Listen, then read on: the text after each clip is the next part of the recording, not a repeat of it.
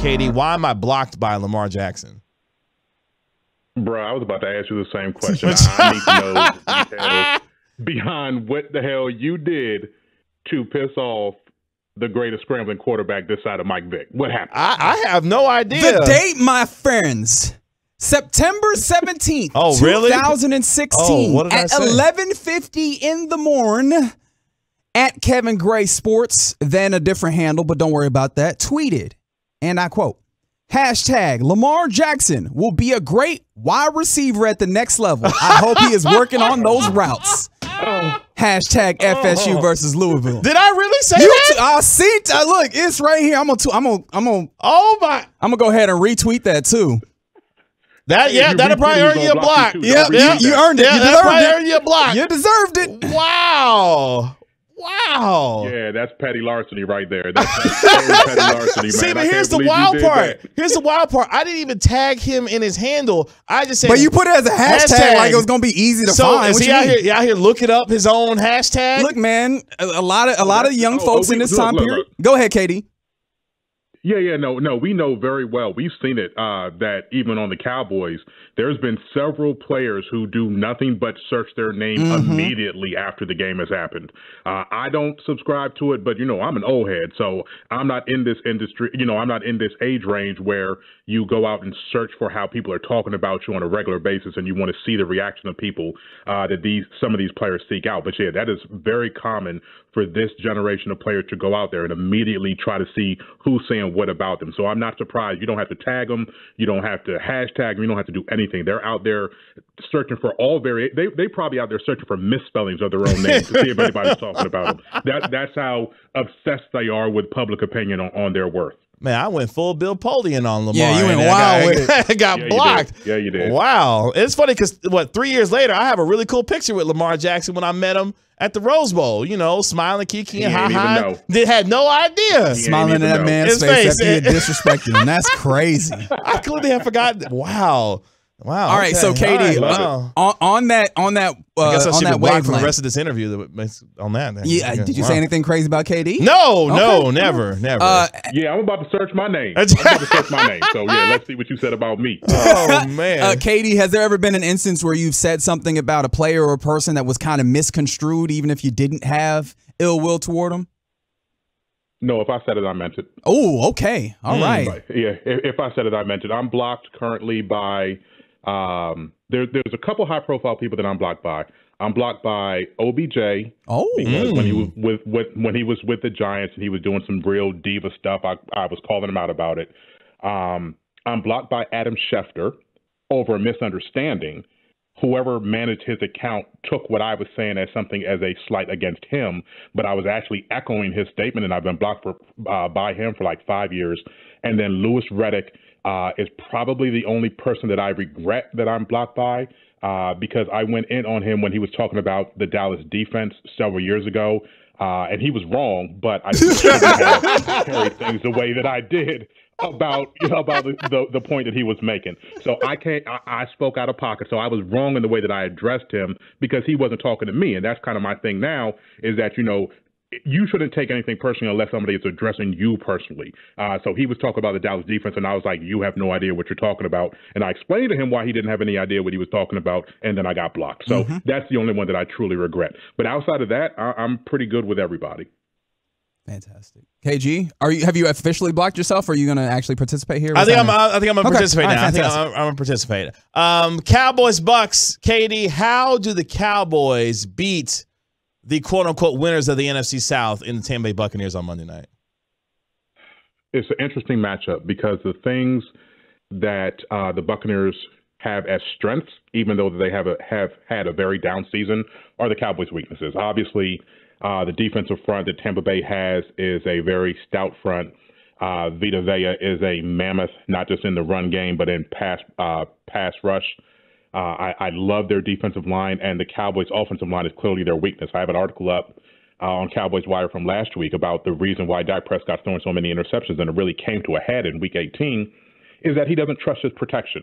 And we saw that come to a head with the loss of Tyler Biadasz, where now 4 out of 5 of the offensive line positions are in disarray. They're not people that Dak Prescott is comfortable being protected by. And that is my biggest concern about this matchup, not just protection for Dak, because if he can't stay in the pocket and he can't be calm in the pocket, this game is absolutely lost. But also the run game. The Cowboys would love to be able to rush against Tampa Bay. They're hit or miss this season in stopping the run. They're, mediocre as far as EPA and things of that sort, but there's been some games where they've been exposed and there's been some games where they've locked down. But if the Cowboys can't rush and they can't protect Dak, then right there is an issue. And then the other thing that I think Tampa Bay has an obvious advantage on is their depth at wide receiver and the Cowboys' lack of depth at quarterback. I'm really concerned about what we've seen out of Nashawn Wright, what we saw out of Trayvon Mullen. There's no way that they can give Trayvon Mullen snaps after what we saw against Washington in Week 18.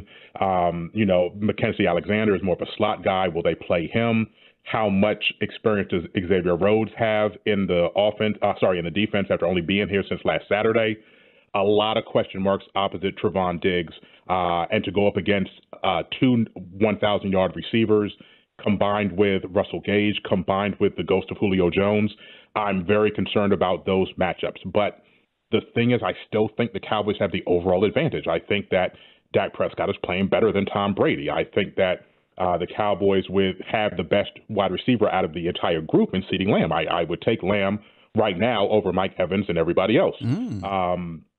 There are some things on the Dallas defense that I love. Leighton Vander Esch and Jonathan Hankins coming back. The rotation that the Cowboys have at defensive end has kind of slowed down as far as what we've seen out of, Dorrance Armstrong, Dante Fowler. But I think as long as he doesn't have to turn himself in, I think that Sam Williams is going to be a wild card in this game. I expect the rookie to make some impact plays in this limited amount of snaps. So I still think the Cowboys have what it takes to come out ahead. But I think a lot of people are coming back down to earth with the whole idea that, Tampa's 8-9, so they should be, Cowboys should dominate them. It's going to be a very tough game. You never count out Tom Brady. So I'm very much looking forward to the matchups in this one. Katie, one of the things that I talk about, and we just talk about a lot on this program, is the ways in which, the margins are thin and everybody's got to help widen the margins as opposed to thin the margins. So obviously play calling and coaching comes into that. And the Cowboys offensive coordinator, Kellen Moore, said today, we just have to be efficient on first and second down in the run game. It doesn't have to be 20-yard runs. It just has to be efficient and allow the passing game to make completions and find different opportunities, close quote. Do you agree with him there? And how feasible do you think that is as an achievement for this team in this game? Yeah, I do agree with him because it's not – I know everybody likes to bag on Kellen Moore, and somehow – as miserable as he is, as miserable a quarterback as Dak Prescott is, this team consistently is at the top of the league in scoring, in yards. Somehow just make it work because these guys, according to, the vocal minority on Twitter, are the worst at their jobs in the history of the Dallas Cowboys. I'm a fan of Kellen Moore. I think that he has the ability I'm a fan of Kellen Moore based on the results that we've seen. Are there times where I am like everybody else and saying, wow, that's a hideous play call for the situation? How did we end up going 3 and out when all you had to do was run the ball and now you're throwing bombs 60 yards down the field against Jacksonville? Yes, I see all of those sorts of things. But overall, you can't throw the baby out with the bathwater. That's one of my favorite terms. Some of that bad stuff happens to every team, every offensive coordinator. We just don't watch them on a week-in, week-out basis. So we're not there to question how they did on a third down play. We see the highlights of most of these teams, and when all you see is highlights, all you see is positive plays. Every offensive coordinator has these quirks about them that frustrate their fan base if you go and ask them. But yeah, they definitely have to be more efficient on first down because getting behind the chains, having non-successful plays where, if you run on first down and you only get 2 yards, that puts you in second and long, which is a non-successful play. Running on second and 10, those sorts of things, I would love to see them get away from that. But if you run and it works, it's a successful play. So it's more about the intent behind the plays that he calls as opposed to judging the results. And I think what we saw against Washington, the abject failure, the abysmal performance of the offense, it wasn't on purpose, but they clearly were not running their normal offense. We didn't see any motion. We didn't see any play action. All of the staples of the Cowboys offense that we've seen over the course of the year did not happen in that Washington game, I think was just a very hideous game plan to try to attempt that in a game that could have given you the NFC East or even the number one seed if things had fallen your way. But I think overall he is going to rein it back in, get back on script of what does work for the Cowboys, and I'm really looking forward to them having a potent offense in this game against Tampa Bay. All right, Katie, before we let you go, prediction for the game on Monday night. What you got for a score? I think that the game is going to be very close until the end. I'm thinking like the Cowboys are up 3 points with time running down the last several minutes of the game, and then the defense comes up with a turnover and they get a late score.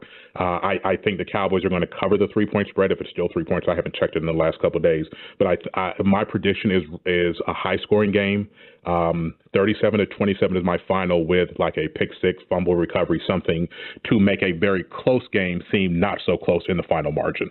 Cowboys are a 2.5-point favorite going into Monday night's game against the Tampa Bay Buccaneers. Katie, tell the folks where you at and what you got going on these days.